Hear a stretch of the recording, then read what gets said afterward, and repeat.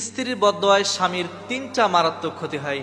যদি কোনো স্ত্রী আল্লাহ তাআলার কাছে ফরিয়াদ জানায় যে আমার এই স্বামী আমার প্রতি অন্যায় করেছে, জুলুম করেছে, তাহলে ওই স্বামীর তিনটা মারাত্মক ক্ষতি হয়। অনেক স্বামী রয়েছে দেখবেন তাদের স্ত্রীর প্রতি জুলুম করে, বিনা কারণে তাদেরকে মারধর করে, তাদের ভরণ পোষণ দিতে চায় না, অনেক নানাবিধ কারণে তাদের উপরে অত্যাচার করতে থাকে। আর ওই স্ত্রী যদি আল্লাহ তাআলার কাছে ফরিয়াদ জানায়, আপনার তিনটা মারাত্মক ক্ষতি হবে। কয়টা বললাম? তিনটা। এক নম্বরে, যদি কোনো ব্যক্তি কোনো স্ত্রীর উপরে জুলুম করে আর ওই স্ত্রী যদি নামাজ পড়ার পরে আল্লাহর কাছে ফরিয়াদ জানায়, আল্লাহ এই যে স্বামী আমার রয়েছে, এই স্বামী আমার প্রতি অন্যায় করেছে, জুলুম করেছে, বিনা কারণে আমাকে মারধর করেছে, অনেক নির্যাতন আমাকে করেছে, সংসার জীবনে আমি সুখ পেলাম না, এমন করে যদি আল্লাহ তাআলার কাছে দোয়া করতে পারে। নবী করিম সাল্লাল্লাহু আলাইহি ওয়াসাল্লাম বলেন, যখন কোনো মাজলুম, যখন কোনো অত্যাচারী মানুষ আল্লাহ তাআলার কাছে দোয়া করে, এই মাজলুমের দোয়া আর আল্লাহ তাআলার ভিতরে কোনো পর্দা থাকে না, সরাসরি সেটা কবুল হয়ে যায়। সুতরাং আপনারা আপনার স্ত্রীর সাথে খারাপ ব্যবহার করবেন না, এমন আচরণ করবেন না যার কারণে সে আল্লাহ তাআলার কাছে ফরিয়াদ করতে পর্যন্ত বাধ্য হয়ে যায়। এই কাজ কখনো করবেন না। আপনারা আপনার স্ত্রীর সাথে খারাপ ব্যবহার করবেন না।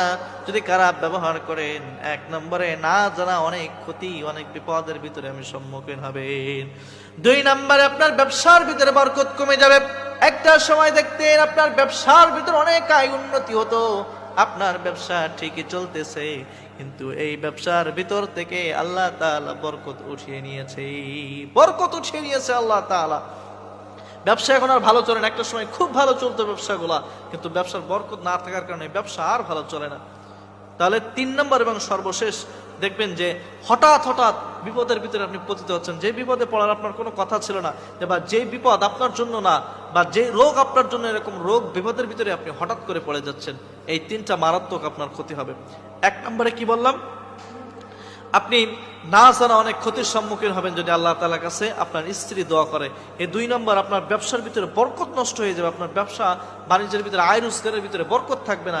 তিন নম্বর এবং সর্বশেষ, হঠাৎ হঠাৎ বিপদের ভিতরে আপনি পতিত হবেন, যে বিপদের কোনো মাথা মুন্ডু থাকবে না, যে বিপদ আপনি চিন্তা করবেন না এখানে বিপদ হয়ে গেছে। এখন এই বিষয় থেকে আপনার বাঁচার করণীয় কি? এবার আসুন, বাঁচতে হবে কিভাবে। যখনই আপনার ভুল হয়ে যাবে, আপনি আস্তে করে আপনার স্ত্রীর পাশে যান এবং ভুলটা স্বীকার করে বলেন, দেখো প্রিয়তমা স্ত্রী, অনেক সময় রাগের মাথায় বলে ফেলেছি, তুমিও কিছু তর্ক করেছিলে, আমিও বলে ফেলেছি, তো ঠিক আছে, সবকিছু ভুলে যাও, মাফ করে দাও, আমরা আবার নতুন করে শুরু করি, যা হয়েছে সবকিছু ভুলে যাও। প্রিয়তমা স্ত্রী আমার, কলিজার টুকরা, এরকম ভাবে